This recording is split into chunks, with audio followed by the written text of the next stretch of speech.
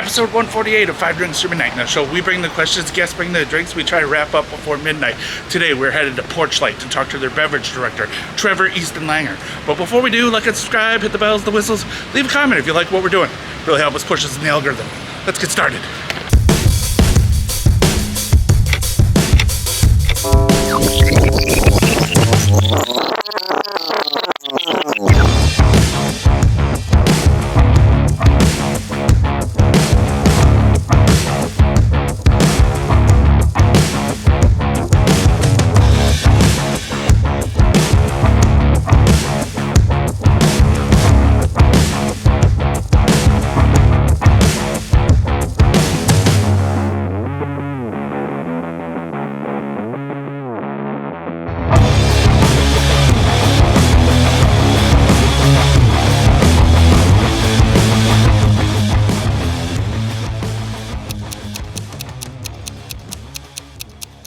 Thank you so much for joining us at Porchlight. How are we doing today? Oh my god, we are doing we are doing better than I can. Excellent. I'm looking forward to this. This is super exciting. Again, thank you so much for doing the show. I really appreciate it. 5 drinks, 5 questions, midnight, whatever comes first. So Noon? Yeah. I guess, what are we drinking first? This, I felt like it was very apropos to make this drink because after a week of closing, I am plum tucking. Now this drink is called as the plum tuck. All right. Cheers. We'll take a sip and then I'll give you the whole rundown. Please. So, this drink I think is very fun.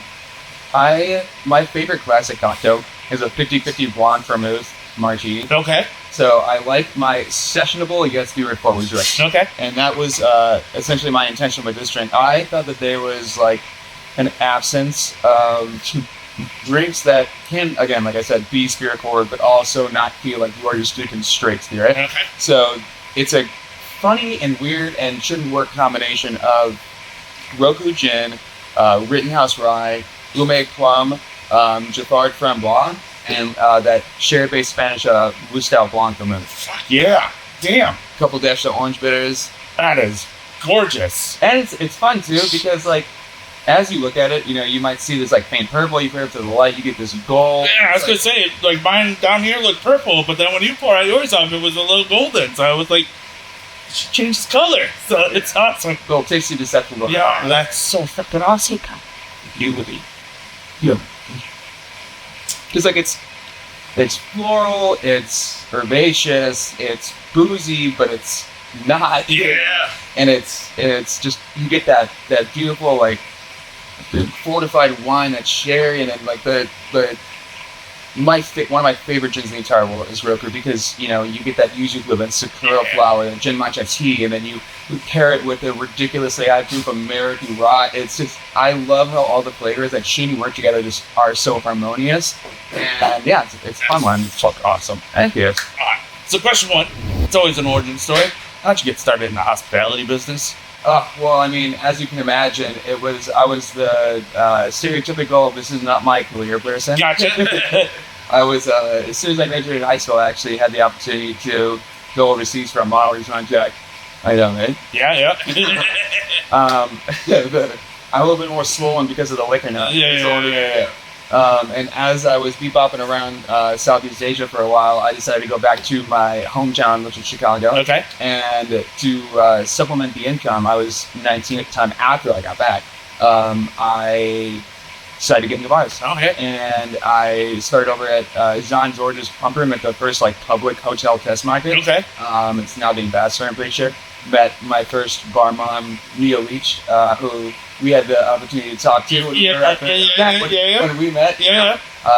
And yeah, just like was able to go into that. Like I have this thing where it doesn't matter if like I think it's gonna be something I want to invest my time in or not, but I just have to know things because I hate not doing things. Gotcha.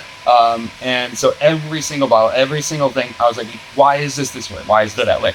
And lo and behold, and what I was talking about to Mia as we were at that event was like, say you were at this is actually the thing I was supposed to be doing. That's awesome. Yeah. And no, it's just been so much fun. I feel like it's so much more creatively fulfilling. the industry is so much less toxic than the fashion industry. What? No way. It's so much more of like a human, this industry, and I love being able to fellowship them all, US 6, and I know I'm rambling a little bit. No, I love it. But, so I started there as a barback, then went back to Southeast Asia to do a few more modeling contracts, came back to the States late 2016, saw my parents in Arizona for a while. They had moved after I left for Asia first time, and then made the trip to New York because I actually got signed on a modeling contract out here. Okay. And again, same business as Chicago. Needed to supplement the income a little bit. Gotcha. Started bartending at the Public Hotel here as it was opening, and just became absolutely obsessed. Okay. Absolutely obsessed. And I was doing that. I was doing that thing, the baby bartender thing of like, oh my god, I want to work at every 50 best spot possible, just scheming your way through the thing. And I found myself do something very like, is it inner or authentic? Not authentic? Yeah, sure. I know I'm a dark school, so don't ask me. Yeah. Right, who cares? I can't spell, I can't do math, I just color really well. So like that's I learned how to pay. I learned math by doing how to pay back my student loan. So like that's it. I'm dumb as a box. So yeah, I don't know. It could be either one. We both say the right. Someone in the comments is going to tell us. Yeah. Well, you may color well, but you're chicken me. Thank you. But I had the hair. Just like wave it around. But as I was doing that, I found myself being very inner and authentic. Tell me in the comments. Hashtag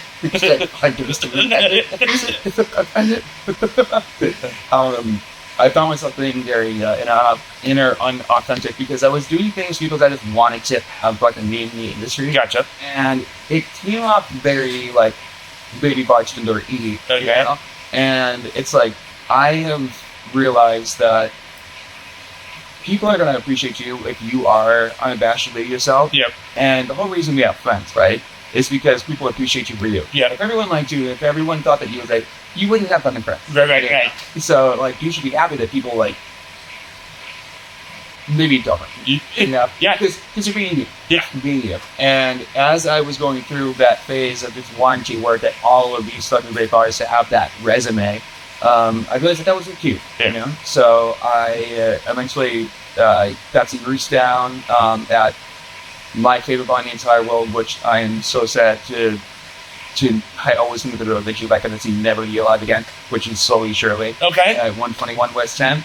Back in Jim McMurray's mastermind, I was sitting there for years and years and years in that cocktail den, making money upstairs at that Happiest Hour, and then just being so creatively fulfilled down in that basement. Like, that was incredible. Yes, it was very sweaty. We were wearing maroon jackets, very low ceiling bar. It was the friends that I had made at that place, the amount of time I spent in that bar, and never did it feel like an obligation. That's where I always wanted to be. That's awesome.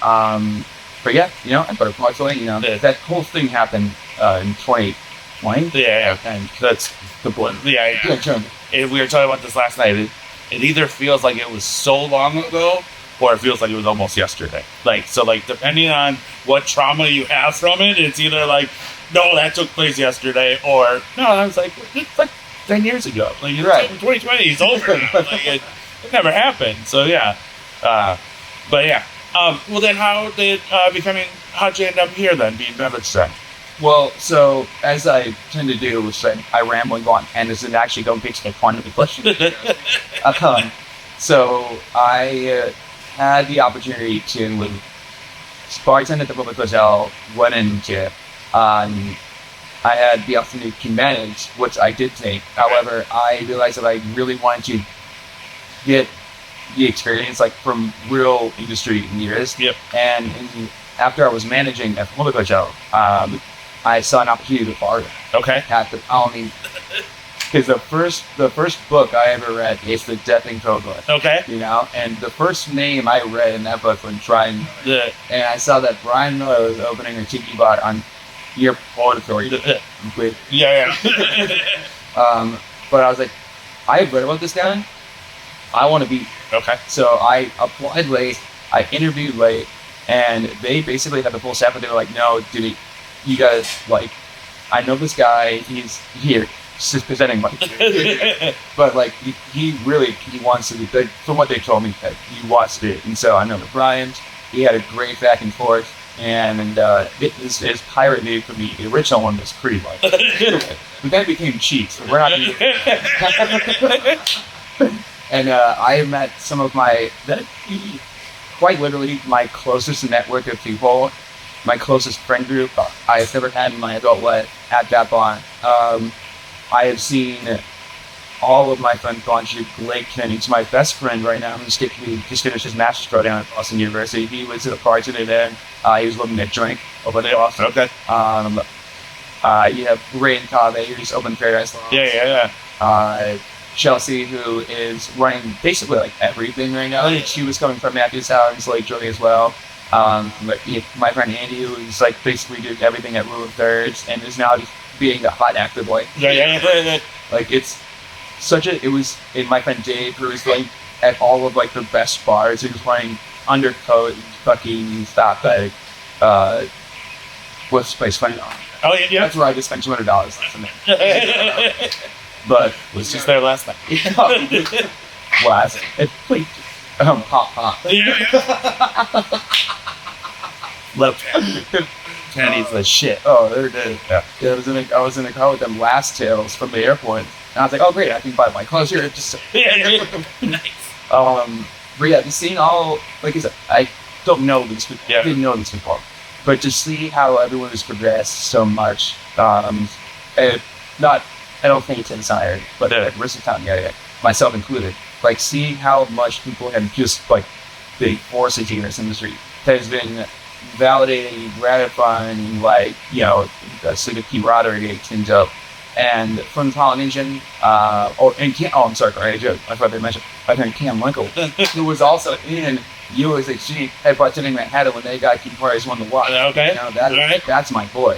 But yeah, just like seeing all of us do the things is so fucking cool. That's awesome. And after being there, I actually, from Ray and Chelsea's and Miller's word, got to go to the Happiest Hour with my friend Mike. And we were both fucking there at Happiest Hour Polynesian for years until, you know, with any of it. In that time though, I did have the opportunity to open Dearling the Hudson. Okay. And more like other great mentors, Mandy Gorman. Yeah. She taught me so much. She taught me how to do things like, I think they do classics and simple drinks, real quick up drinks, but it's not about it being the most esoteric. It's about doing the simple things perfect. Gotcha. You know? Yeah. She is a shining star in the Star Wars. Yeah. And I felt humbled and to be able to be one of like 4 opening bartenders, or 5 opening bartenders for a Deer Drinking establishment. Yeah. Like that was, if I go back to my baby bartending stuff, it was crazy, you know, those crazy. But then working there and then working slowly showing Happiest Hour, I was able to meet a child of the world who would come in. One of my close friends now, Pete Lay, he was running Little Wrestling, it was fun, and Jared Close, which was one, so got super close to all the guys over at Yo, and then like during the pandemic, started pulling some shifts there. Was black shirting, but was on service bar like within a couple of weeks. Okay, nice. And you know, that was so much fun too. I was the first, I think, and only like black shirt to have not only 1 but 2 cocktails on the menu with burgers. Yeah. And no, it was like super gratifying, like to look at all these places where I used to go and be like, oh my god, I just wish I could be here. That's it. You know, and feeling so validated by not only like having the job at places like your Irving, Employees Only, slowly, surely, like, but like getting the support around me, you know, was insane. And, you know, say what you will about bebopping around, but like I am very much of the idea of you have to have your own stuff, your own sense of worth, right? And if you feel like you are not getting what you are putting in, then it's no fault on you to be looking for something. Sure. You know? Well, and it also sounds too like you weren't doing it trying to like, I guess, always looking for grass is greener. You kind of said it like you want to learn stuff and you always want to be learning. So, I mean, again, learning from some of those people is like a fucking dream come true just to have one of them as a mentor, but to even have multiple. So, I mean, I don't see that as a, like, you bopping around. I think it's just great education. Sometimes you have, you got your freshman year, you got your sophomore year, your senior year, you just, kept, graduating from that baby bartender, as you said. So, like, but okay, continue, please. Sorry, I didn't mean to interrupt. Oh no, what do you mean? This is dialogue. No, we're having a good time. But yeah, I mean, I would like to think that I've never burned a bridge because a lot of these people now I just consider friends. Which is fucking hilarious to me. The fact that I used to read about these people, now they just text me. Text them. Like, so awesome. Yeah, it's fucking hilarious to me. It's just come full circle, and like that has been, again, such a fucking like cool thing that it not that it's like glad to be like, I'm not like, oh my god, Megan, Brian, oh, I'm so lucky to be in your life, but it's like it was just authentic. Because, like, those relationships happened because what happened, because of things, like, and like that's so cool to me, and like, that's fucking awesome. I'm always starstruck, and especially when again, thank you again, because again, you just said, no problem, let's do the show, and I'm like, I love that, and I just like, you had no idea what it was about, but you're like, let's do it, like, you and the camera on? We're gonna do it. That's fucking awesome. Well, there we go. I think that's an awesome origin story, and that's question one. So, cheers. Hell yeah, dude. Absolutely. Good for us. You deserve it.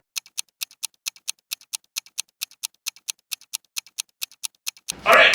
Question two. Drink two. New spot. What are we drinking? Oh, dude. So this is probably one of my favorite things that has come to market recently, and it's just perfect. Like, I used to love a twisted tea, but this Sun Cruiser, it's a non-carbonated vodka tea, and it's just got a hint of lemon. There's so little sweetness. It's just exactly what I can't stop drinking. Okay. And it is my favorite RTD I have ever had. All right. And I like to cruise in the sun. All right. And so we're gonna do these Sun Cruisers. Awesome. Cheers. Oh yeah. Yeah. Those hit. Happy Sunday. Fuck yeah. Happy Sunday Cruiser, dude. Wow. Like, I would not think there'd just be booze in that. That's the dangerous part. Yeah, like that's so fucking crushable. Like, this is just, it's a normal tea. Yeah, exactly. It's a normal fucking tea. Fuck. Also, like, the packaging. Oh my gosh, the color. Yeah. Oh my gosh, it's hitting all of my sensibilities right now. So I feel like they were advertising specifically for me, and guess what? They fucking got me. It works. They got me. It works. They got you They hooked. got me, dude. Cheers. Cruise, dude. Cruise. Oh fuck, that's. I know, right? We won't take 5 shots of espresso. Yeah. We'll maybe have 10 of these. Yeah, we'll do 10. Fuck. We'll get a whole pitcher. Damn, I would not be mad at that. That's all we drank for the rest of the. Say less. Yeah. Fuck, that's dangerous. Yeah. All right. So question 2, you talked a little bit about it, working in the basement and coming together with cocktails. Where do you get inspiration from? Sorry, I love potato chips and pickles. Yeah, nice. I don't know if you've had that specific combination, but it's the I'm also a Midwest kid, so like I put it there, dude. I love that. You said Chicago, I say Milwaukee. Well, now you can go by yourself. Oh, dude, you want to go see Shinedown at Summerfest? Yes! Today we are going to Summerfest, the annual music festival here at Henry Mayer Park on Milwaukee's lakefront. Currently, this event holds the Guinness Book of World Records for the largest music festival in the world. But inspiration. So, when I was younger, right? I didn't have a palette, I didn't know what would work together. So, like, the first couple books I read, like I said earlier, the Death & Co book, I read Meehan's PDT book. Yeah. And just kind of got an understanding of like basic builds, Okay. you know, and what was awesome for me to realize was that like everything, like it's, I don't want to say derivative, but like everything is like the same fucking thing. Gotcha. Like a daiquiri and a gimlet, Yeah. are like they're like, it's all like theoretically like the same build. Yeah, You get yeah, they're all daisies. You Yeah, know? yeah, Like, yeah. it's like just seeing All like riff upon riff upon riff. exactly. If you're not ripping the bit, and I think what was more important than like specific inspiration was kind of understanding structure. Okay. Right. And understanding how to balance, right? And seeing how other people were able to balance things in a way that they were palatable. Okay. And when the drinks that I'm the most proud about are things that have come from myself, Yeah. you know. And I'm not saying that you shouldn't get inspiration from other people, but because like I said, I just did, but not from specific ingredients or specific flavors, but rather like others' abilities to properly balance. Okay. And that's where I get inspiration from. Like again, too, like I was saying earlier, my favorite cocktail, like if we're talking classics, is a 50-50 blonde vermouth martini. And 3 of my favorite drinks that I have made, one of them actually got AF and Cozy and Carbonate's Cocktail of the Year, which was the Caprese Martini that I had at Jack St. Bon. They have it on the fucking hats. You know, like it's merchandising, baby. There we go. I was able to also do that cocktail at the Ford's Tales event in 2023. You know, like that fucking skewered cherry tomato was every fucking way, dude. But it follows a very similar structure of, you know, essentially equal parts of a spirit to an aromatized wine, a fortified wine, whatever have you, and then some sort of special zhuzh, you know, to like really make it pop. The Caprese specifically is 2 ounces of tomato and basil infused olive oil fat washed vodka or gin, to an ounce and ounce 0.25 of that Loose Top Blanca, pinch of Maldon salt, 2 dashes of balsamic vinegar. Sell it. All right. Crazy. My next iteration of that was what we have on the menu right now, which is the PTO, which has 2 great meanings. First of all, we did it for our summer camp menu, which summer camp, you're on paid time off. Yeah. PTO. But also PTO because you got peach tomato olive oil. Oh, excellent. Yeah. And I felt like it was, and also too, a peach tomato salad, a peach tomato caprese specifically, is actually a southern staple, which we are southern, and it's that full-rounded like intention. You know, having an answer for every reason that you do something, you know, is what is what I do. And that drink specifically is 2 ounces of peach and tomato infused olive oil fat washed vodka. You have your Loose Top Blanco, you have your Juliet Peche de Vigne, which is like, I don't know if you've had that yet, but it's incredible. Way more like caramely, and I think it's like seasonally transcendent. Okay. The peach doesn't give off this like ridiculously like peachy vibe, you know. It's a bit autumnal, but you can still work it in a summer way. And then again, dash of saline, and then 2 dashes of champagne vinegar. Okay. Stir it. We're gonna drink one of those. I promise you that. It sounds fucking glorious. I'm like looking forward to that. Oh, it's gonna be, dude. It's one of my favorite drinks right now. And then it's this beautiful fucking subtle pink hue. It's pretty just like me.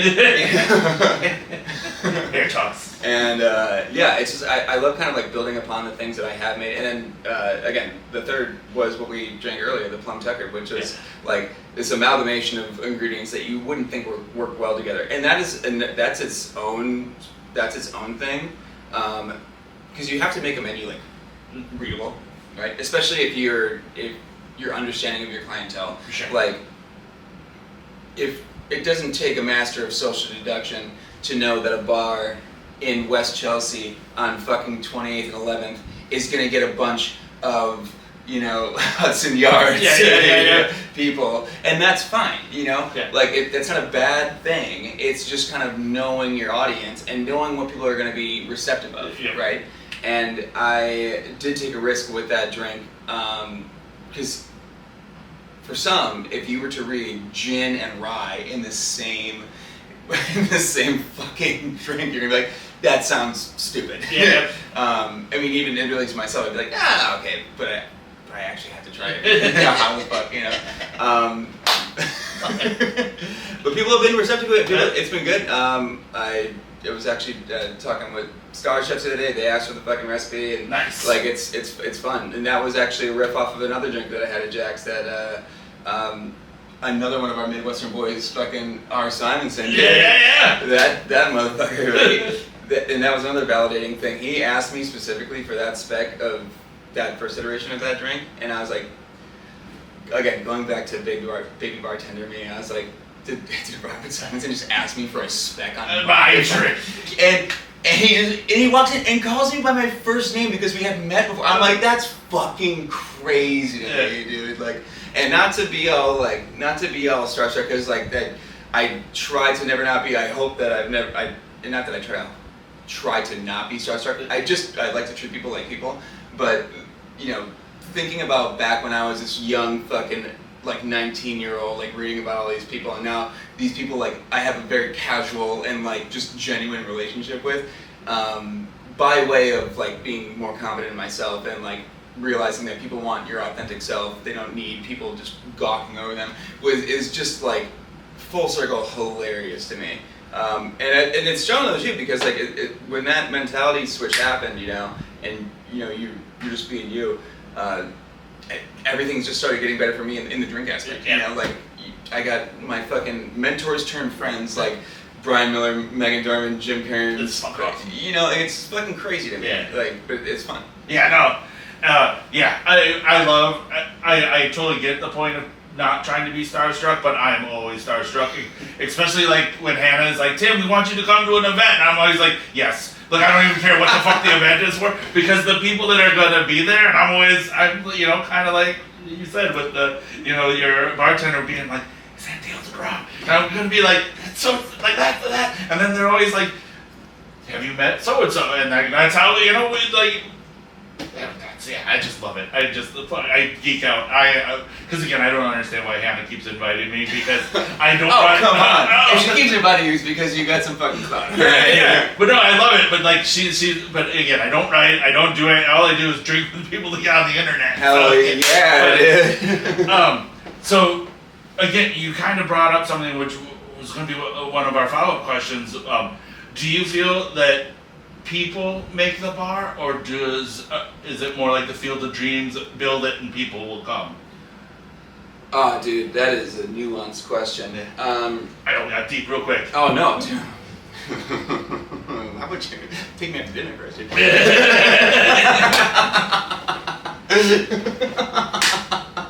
It's not even 1 o'clock.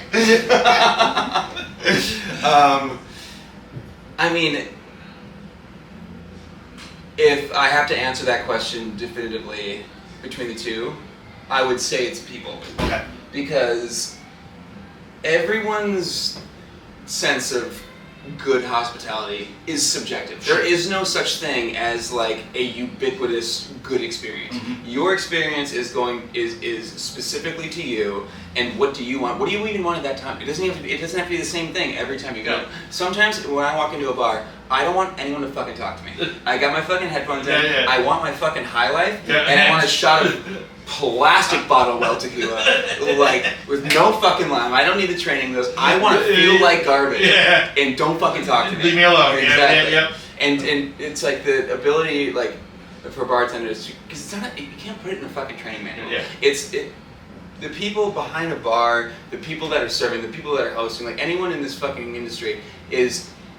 You have to have a level of social deduction. You have to be able to read a situation and act upon that situation. Because in my sense, hospitality is not a fucking blanket, right? Like it is tailored to each person, and that's a fucking chore sometimes. It is, but like you have to treat everyone like an individual as they are, because if not, then we're just perpetuating this late stage capitalistic nightmare. Yeah. You know, like. It is not a fucking one size fits all. You have your ways to go about things generally, sure. Okay. But like you have to, if you want for someone to feel good, which like all I want is for people to feel good. Like you have to like see what's going on around you, and it takes effort. But you know, your effort gets rewarded. Yeah. You know, if not for a self gratification, but like just knowing that like you did what you could do to make that person feel good, and like that is.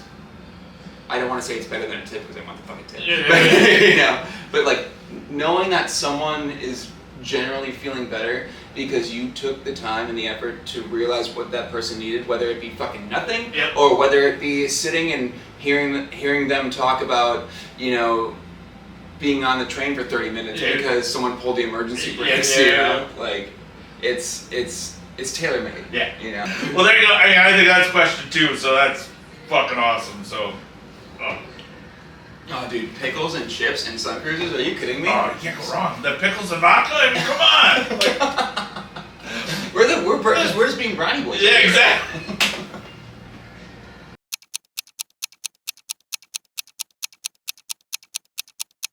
Alright, so question 3, drink 3. What are we drinking? You're gonna rack it up again? Are you fucking kidding me, dude? Sun Cruiser times 2. Excellent. Are you Sunny days call for Sun Cruiser vodka iced tea.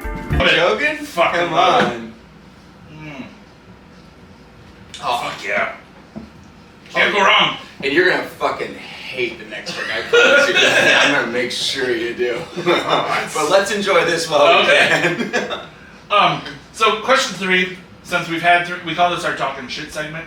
Since we've had 3 drinks, we're a little bit more honest with ourselves now and a little bit more open. Oh, I'm just not shaking it. Yeah.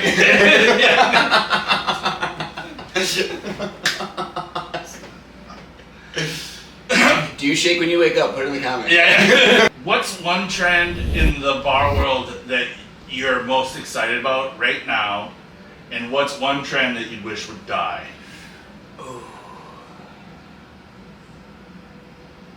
So this is gonna sound way more philosophical than someone in a cut-off jean vest deserves to be saying, you know. But like, it's trends in general, right? Like, so sure, this goes back to knowing your clientele. If you have your clientele that are more susceptible to trends, make your fucking money, dude, right? But like, if you want to be, as an individual, creatively fulfilled, at least from my perspective, it's not bending to trends, right? And whatever those trends may be. I did this fucking article for Vine Pair. You ever heard of it? Yeah. where every bartender in the entire world has had a few words to say. Don't get me wrong, I love Vine Pair. Please keep asking for my words. But like an article about like this. Remember when the Spagliato was going fucking crazy? What's your drink of choice? A Negroni. I was going to say the same thing. Spagliato. And it's like people were saying, "I want a Spagliato with prosecco," as opposed to what? You know, like that's the drink. Right. And that's like saying, "I want a vodka soda with vodka." But and it's like it. I also hated like when people would get mad. They'd be like, "Well, that's like, yeah, a Spagliato, that's what it is." Yes, but we know that. Right. Like, you can't ever get mad at people for not knowing something that they don't fucking know. Yeah. Like, we have the information because we are industry professionals. I got my degree in this. But like, some person off the street who has just heard of a Spagliato, who's just trying to be like, this is how I want it, they don't fucking know that a Spagliato's Negroni sans gin with fucking bubbles. Like, they don't know that. And so they're just being descriptive. Like, don't be mad at them that that's the bit. On the other end, though, like, don't necessarily like make your program or like try to find creative fulfillment through trends or fads. Yeah. Because they'll die out. Yeah. The last time I got asked for a Spagliato was when it was happening. Yeah, I was gonna say, like, maybe when that came out. Yeah, like that video. Yeah. And it's like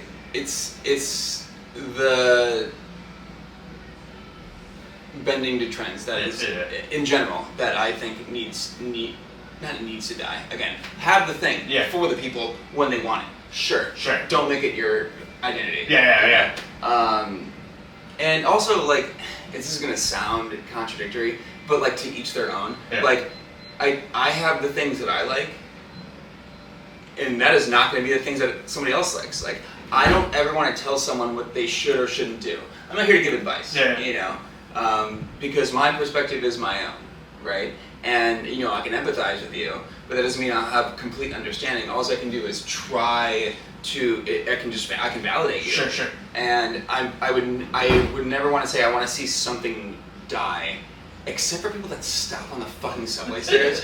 Like those people get pushed out.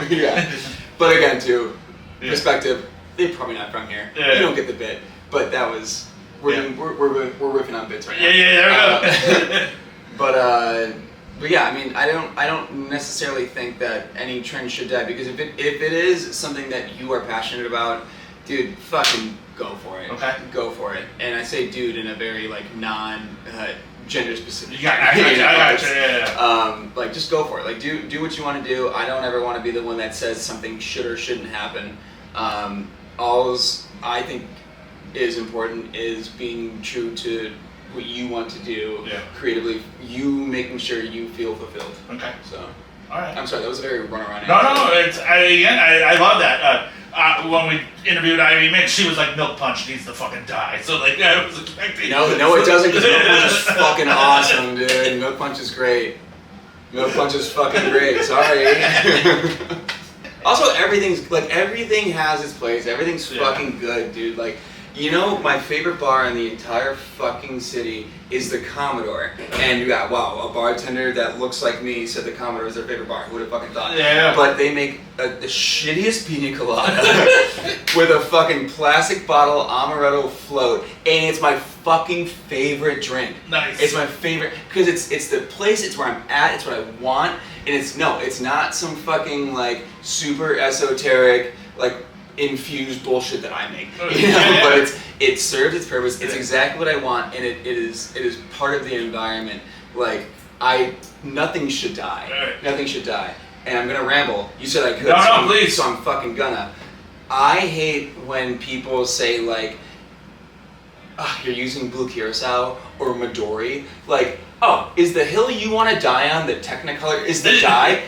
Well, the last time I checked, motherfucker, we're drinking poison. We're drinking ethanol. So, like, if where you want to fucking stake your fucking flag is the dye, the color of your ethanol, you're killing your organs. We're killing our organs and our brain cells for fun, and we're paying for it. So how about you just get off the dye? All right. Like, well, and again, I'm a sucker for a blue drink. I love a good blue drink. Oh, so, hell yeah, dude! It's you drink with your eyes too.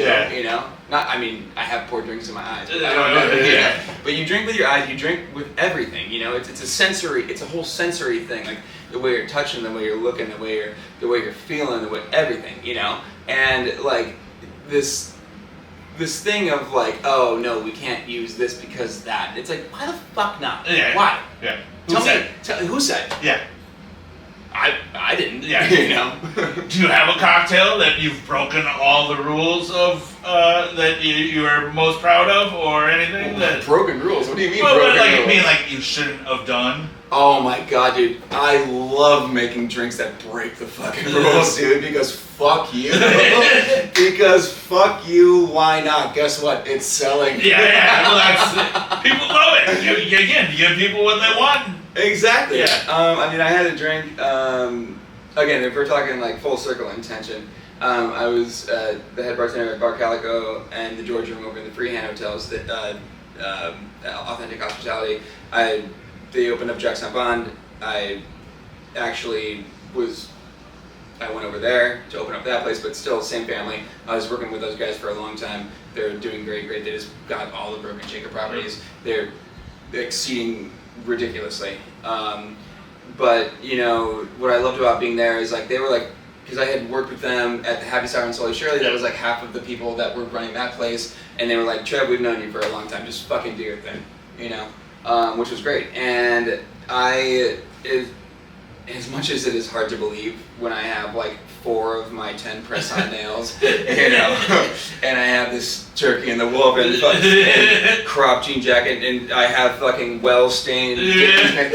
I actually am very, very like ridiculously intentional with everything that I do when it comes to the drinks, and so Bar Calico was a George O'Keeffe inspired bar, another Midwesterner. All right. Right. And she grew up near a lake called Lake Brazil in Wisconsin. Right. And it actually bordered her town from the next. And I made this drink with blue curacao. It was essentially like a tequila, Mai Tai, but like for no other reason other than just aesthetic pleasure. Put it in a wine glass. Why not? Fuck you. All right. You know. Ice, everything, but I used cassis, blue curacao, horchata, tequila, all your typical tropes of your Mai Tai, except for the rum. Right. But the way that the cassis and the blue curacao went together, it looked like brackish, Okay. like a brackish lake blue, right? Like nothing of this technical. Don't get me wrong, I love Technicolor drinks, but like very like deep and murky, and it was a fun thing. It was a fun service, and it wasn't like groundbreaking on the flavor aspect, but it was drinkable. It was approachable. If you read it on a menu, you'd be like, "Fuck yeah, why the fuck not?" And it looked good. You know? It looked good, and it was like nothing like another like other blue drinks that I have seen. And I was like, this is not a color that you see. And also too, I mean, if we're talking about perception, like what do people like?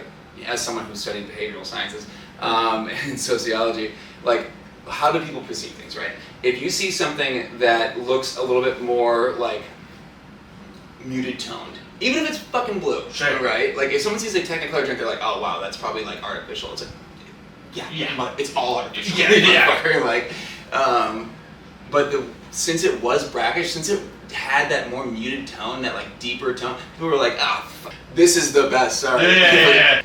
Like this is something that like I don't feel as bad about drinking, you know. And again, talking about my boy, the same Midwesterner from very near where O'Keeffe is from, fucking Simonson again. Like he made a blue drink article about like bartenders are given the okay for blue drinks again. Yeah. And the same thing I just told you. It's like, why is this the hill we're dying on? Yeah. Why? There's no point. We are, first of all, who are we acting like we're better than? What, like, all of us are college dropouts, you know, who just got really good at drinking booze. And you're telling me dye is the problem. What rum are you drinking right now? You know, like the rum that has additives, right? But you're celebrating that, but not that. You know, like it just seemed it was the sense of hypocrisy and contradictory behavior, like from bartenders that wear fucking suspenders. No offense to you, Jim Kearns. I know you love your suspenders, but like it's so ridiculous to me that like you can like that is the hill that you will die. That having a hill to die on. Like let's just have fun. Yeah. Can we put the fun back in drinking? Yes. You know. Very much so. I'm looking forward to that. Yeah. I mean. Yeah. And sorry, I've been spitting a lot of chips because you know they just get caught in my mouth. But what are you gonna do, right? Yeah. No worries.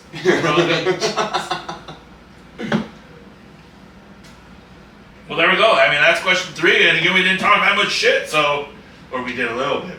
But oh, what do you want to hear? You want me to talk shit? No, you want me to throw some people under the bus? No, right? Never. Fuck a video.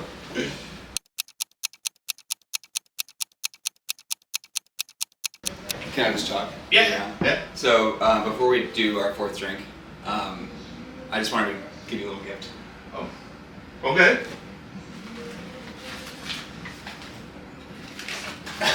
Oh! Thank you! That's your fucking drink, dude. Oh, come on, let me do it for you. Oh. You better get on your fucking knee over here, dude. I'm an old man, but alright. Wow, you really are so happy you did this podcast.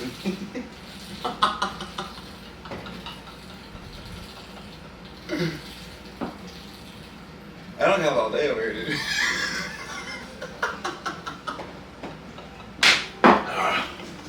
Fucker.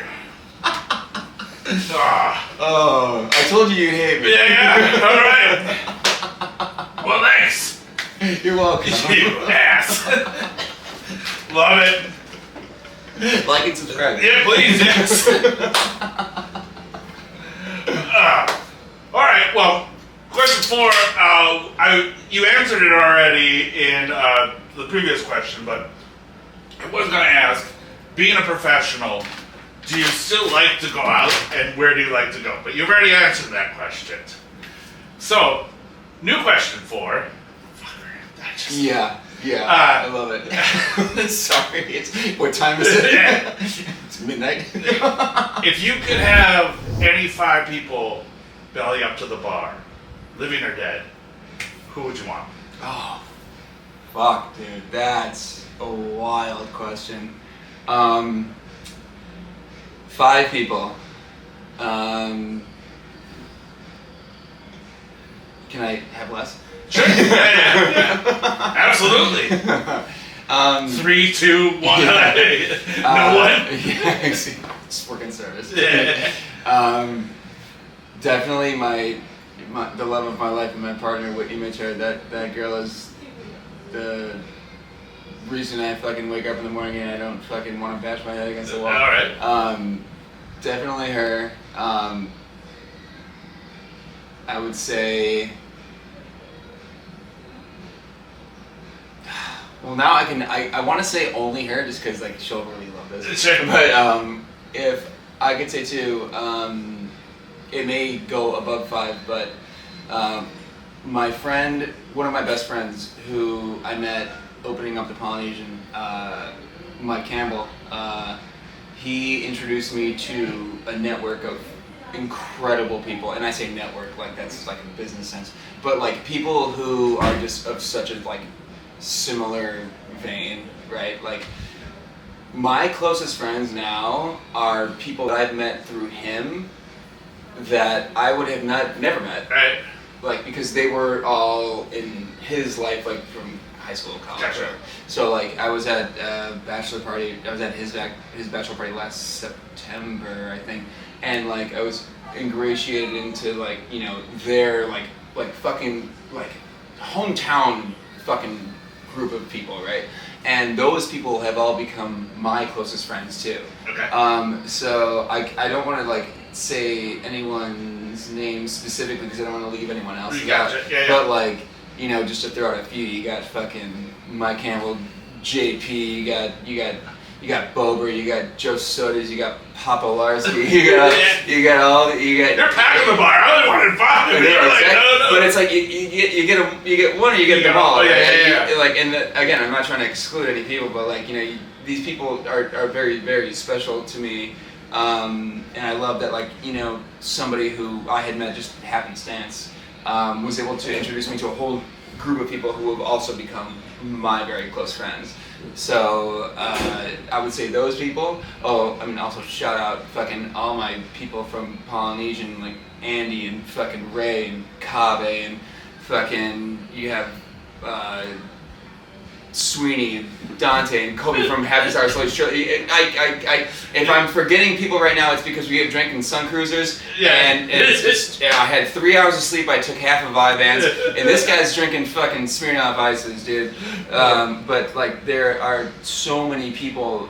There's no way I could have 5 because sure I can wish that I want some fucking like philosopher from whatever era to talk bullshit with, but guess what? I got tickets. I gotta make drinks, right? So I want the people that are important to me right fucking now. Right. Like I have my artists. Like would I love to have Frank Zappa at the bar? Sure. Fuck yeah. All right. Fuck yeah, because I used to have a Zappa. I had the Zappa for him. Would I love to hear him? Sure, but guess what? It's not gonna fucking matter, right? Like, I mean, I don't play, I can't be him. So I want the people that are important to me right now, and those are the people that are important to me. Or all of them can just go home because I know they all need their rest. There you go. Right? They don't need to come out. I have a 5 Ramos and a non-alcoholic Manhattan to make. Just stop talking. Because then I feel like I have to be hospitable. Which, like, I love being hospitable, but like if I'm in the weeds, like stop fucking you know? I'm joking. You can always talk to me. What would you be serving them then? Anything they want, or would you have a signature? Oh, would you fucking ice them all? Oh, you fucking better. I am actively trying to make people feel like shit. my friends, and my loved ones, absolutely. No, I mean, like, there's like, I mean, if we can cut it in the way of like, you know, off the bit, like, there's a mutual understanding, which I'm sure you know. You like the same way and this is something I learned when I was younger too. I was in my baby bartender phase when I want to say baby bartender, I was fucking bar backing, and I was like, oh, I want to go get a cocktail after work. And the people that I was bartending for were like, no, we want to go to an Irish bar, get a fucking beer and a shot. I'm like, but you're a cocktail bartender. Like, don't you want a cocktail? You know? And we make that all fucking day. Yeah, brother, exactly. And like, it took not a long time for me to get on the bit. Not only because, like, again, at the risk of sounding arrogant, and since I've been able to have this perspective, I make shit for me first, so I know that the cocktails that I want to drink the most are mine. You know, like, not saying I have had some like incredible cocktails, like shit that I wouldn't conceive of, and I give flowers to every fucking bar. Like, they're so good and they're so talented, but like, I know my taste, and the drinks that I make are for me first. You know, I'm just happy and fortunate that other people also like them. So not only that, but also, like, I don't want you to work. I don't want you to work. Like, I want booze in my system, and I want to give you money, but I don't want you to fucking work. So give me the easiest thing possible, you know, and we'll call it a day. And there's that mutual understanding, whether you're in the industry or not. Like, you know, my boys and my girls and my theys and my thems, and like, I say that very like respectfully, but you know, there's this understanding that like, they know that you're working, right? And it's not an inconvenience, because also the less time that I have to make making your drink, the more we can talk. Right. You know, the more we can fucking have the connection that we want. And it's like, sure, you have a shitty Rouge blend, great, I'll take it. You know, like, you know, you got your Pueblo Viejo, like, I'll take 3 ounces of that, no fucking highlight, call it a day, dude. Spaghettis? Prosecco in it. Sure, done. I'll take 5. You know? I ain't gonna talk to you for the rest of the day, but you mentioned that, like, before, like, is like a beer and tequila kind of your like main go-to? A beer and tequila is usually my go-to. I mean, if they got Sun Cruiser. I was gonna say. If they got or this Spiked Sunny D, which is just fucking hilarious. Thanks. Sure. Wash down that Smirnoff Ice with some Sunny D. That's not bad either. All right. You know, I'm not gonna be mad at it. That's fucking high school for me. So that just takes me back to. I mean, literally. He's literally drinking alcohol and drinking. And also, the Sunny D like used to always give me like that weird grindy thing on my teeth. You know? It's like the weird aspartame instead of sugar kind of thing. It just. Oh no, there's a fuck ton of sugar in there too. Well, there we go. I mean, that's question 4. Perfect. Fucker. Oh, do you want another one of those? No.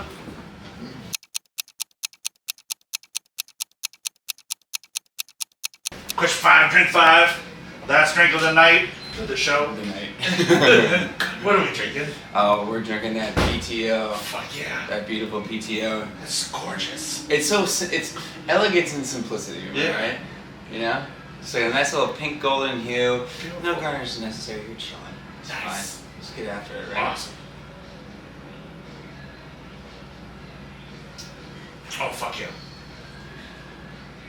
Wow.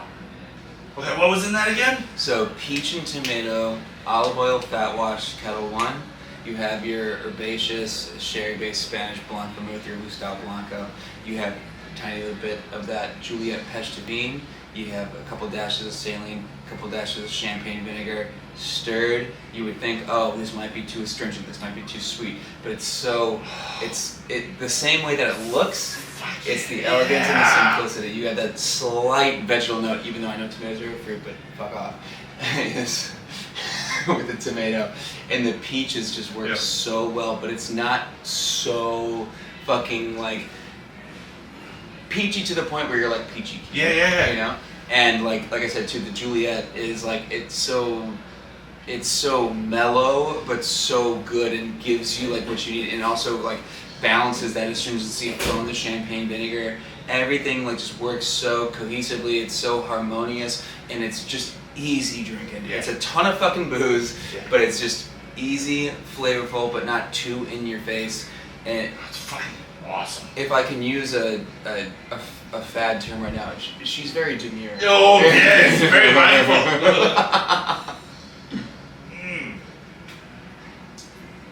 Honestly, that is fucking wow. I haven't tasted anything like that, and it's fucking amazing. Oh, I appreciate that, man. Thank you. No, it's no shit. Like again, this I can lie to you. This cannot lie to you. Like again, I am too fat that like if you see something like if we don't like something, I can't hide it. It just goes. But fuck, wow, this makes me happy. This is just that makes me so happy, man. I appreciate that. And again, too, like.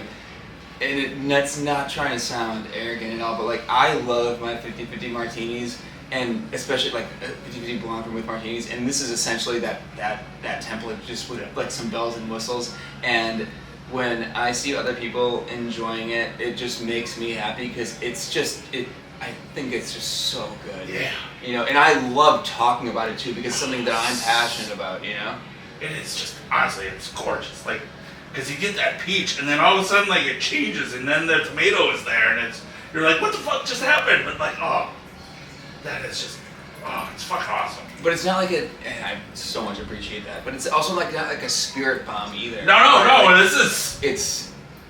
It's velvety with the olive oil fat wash. It's like you get your pseudo-vegetal with the tomato, and you get your peach, and it's rounded, but it's not too round, it's not too sweet, it's not cloying.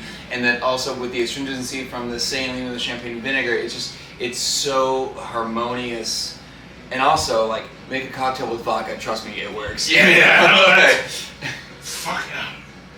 Wow, that is just, I'm in love. Like, honestly, that's so fucking good. I appreciate that so much. And just the complete antithesis of me, I have sex tattooed on my hand. and I got this frayed fucking jacket, camo hat. I look like a real asshole. Trust me, I know. My shirt, I've got one button down on my shirt. But my favorite cocktail right now that I've made is this elegance and simplicity, this just slightly pink and tan hue, no garnish, Nick and Nora. Beautiful cocktail. Gorgeous. Oh. Hell yeah. How long is the infusion? So you can not looking for secrets, but like no. Trust me, people have ripped off my shit for the longest time. I don't give a fuck. They're gonna do it anyway. Take it. Guess what? Because I am a big subscriber to the idea of imitation is the sincerest form of flattery. Because like.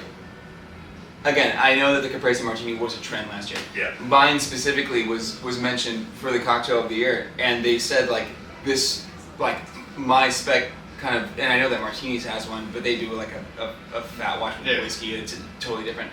But like, two of my culinary partners who I hold in very high regard, who do Contra and Wild Air, Fabian and Jeremiah, like they said to me like when I made the drink, they were like, "This is a geotag item," and I was like, "What the fuck is that?" And they were like, people are coming here for this drink. Like they see this drink and they are coming here for it. Yeah. And like, if we're talking about like being friends with people that I never thought I'd meet before, like I've read them in books. But like hearing from Michelin star chefs, like fucking like rising stars and mentor award winning, like people telling me, who I'm very casually friends with, saying like you made like a geotag item and like was validated as of 2023 like the drink of the year. People saying like, oh, you like this drink created a nationwide trend. We're seeing Caprese martinis pop up not just in New York but everywhere. I'm like, it doesn't really compute in my head. I'm like, so you're telling me right now, because my drink was on the fucking like website when they said drink of the year, and they were like, we've seen them pop all over the year. This was the inspiration. I'm like, fuck off. You are not telling me right now that a drink that I made inspired bars like throughout the country. Like I'm not that good. That's crazy to me. You are. This is stop. Fucking awesome. This is I appreciate that so much. And like again too, but going back to the original bit, like imitation, I don't even consider it imitation, like it makes me happy. Like when people are like, oh, hey Trev, did you see that someone else made a Caprese martini? I'm like, I'm not mad. I love that. Like, are you kidding me? Are you telling me that a drink that I made, like, made someone like make something similar? That's fucking awesome. That is like, it's not like I'm slapping dick on the table, you know, or whatever, or you know, measure it. Exactly. Like it's not that at all. It's like I'm genuinely flattered because like the fact that I made something that people have been receptive to and want to make their iteration of, like that's humbling. That's awesome. Like I love that. And in that same breath, like, please, like, take the template. I want you to have it. Like, because I don't care if you credit me. I fucking don't care. I really don't. Like, I make things because I like making them, and if you like it, and you can get people to like it too, whether you fucking credit me or not, I don't care. Gotcha. I want people to like the things that they like, you know, and if you like it and they like, fucking great. I don't care. You know, I can validate myself, you know, and again, why too, like, I didn't bring the Caprese Martini here because, like, that's a Jack's, you know, like, it was there, it was done, and they're still using it, and I'm happy for them, like, it's great, but, like, I'm always looking for the next thing, like, me specifically, I'm always looking for the next thing, like, I want to know what can I do. I'm not gonna ride my own coattails, right? Like, I need to be progressing always, and I'm gonna ramble, and you said I could. Yeah, you did. Like, the same reason why I have a little bit more of an extensive resume as compared to other people is not because, like, I'm bebopping around and always looking for the next best thing. Like, I am just where I lie philosophically, and this goes beyond the bar industry, is just continuous progression.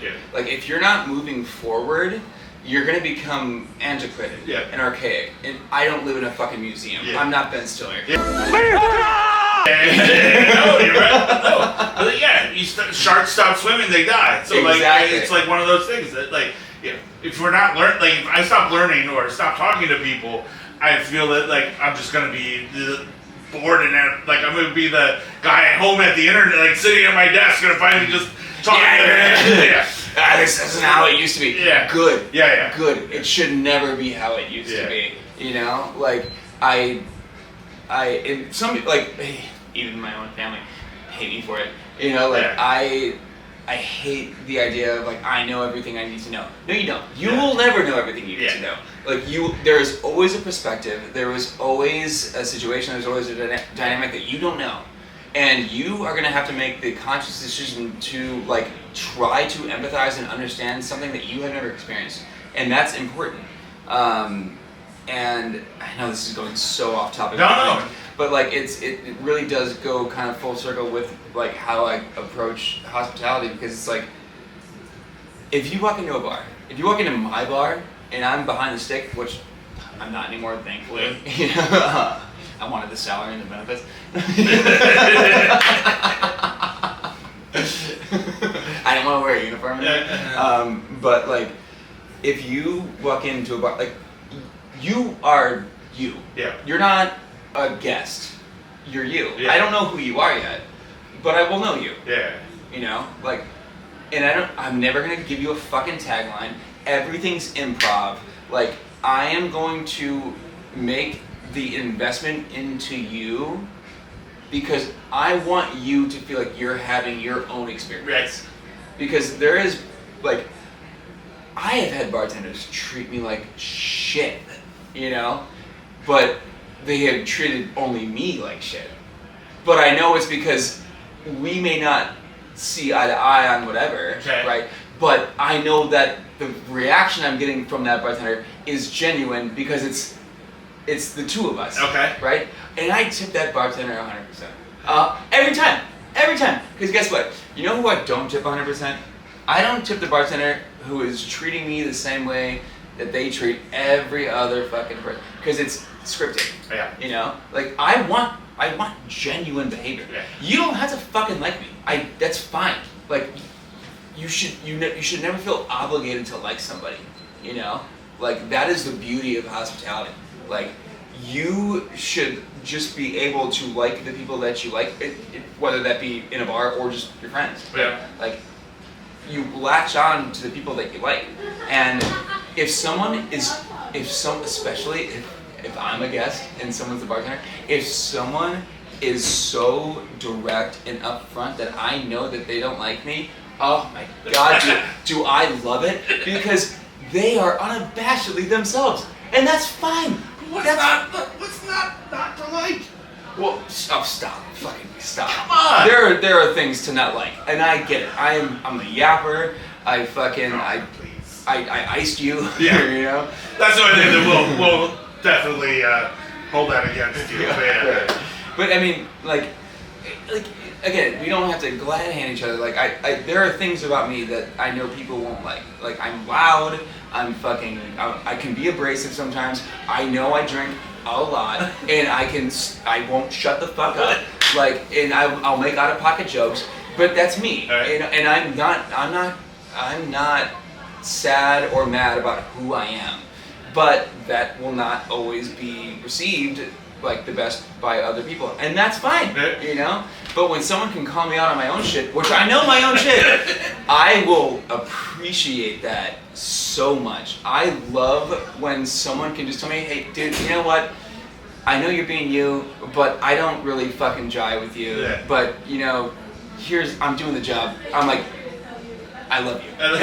Like, and if we get on, even better. But if we don't, like, if someone can tell me, like, you know what? It's just, I'm not getting it.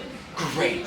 Like, because it's not confrontational. It's like, sure. It's just real. Like, I need real. I got you. And that's how I approach hospitality. I know you gotta say something. No, go ahead. No, please. You got talent. One shot. Are you kidding me right now? Like and subscribe. Like and subscribe. Please like and subscribe. Alright, so question 5. Comes down to the flip of the Whiskey Wednesday coin. You can flip it, you can spin it, you can do whatever you want. One side's fuck yeah, one side says fuck no. Coin will give us the question or the answer. You don't have to answer. But if you feel so inclined, please. But so here you go. Well, okay, so do I need to know the question first? Yeah, so I'm gonna ask you the question, and then you flip the coin. Okay. So, do you miss being behind this thing? I mean, sure, I'll flip it. I'm gonna flip it. No. No. You know. I love making a drink. Okay. I don't love being in service. Okay. You know what I love? I love this. Okay. You know, I love being able to talk. And when you are the fastest bartender, what are you doing? You're in fucking service. Yeah. Right? You don't get that opportunity, right? There are other, like, extenuating circumstances. I'm sure you guys have all heard that during the fucking pandemic. Yeah. But extenuating circumstances that, like, don't allow you to be as personable as you would like to be. But in a roundabout way, no, I don't miss being behind the stick. Okay. I miss having an easier way of interaction that was never really afforded to me just because I can fucking make drinks faster. And I'm sorry, I just can. Yeah. Punished for being good. Oh, girl.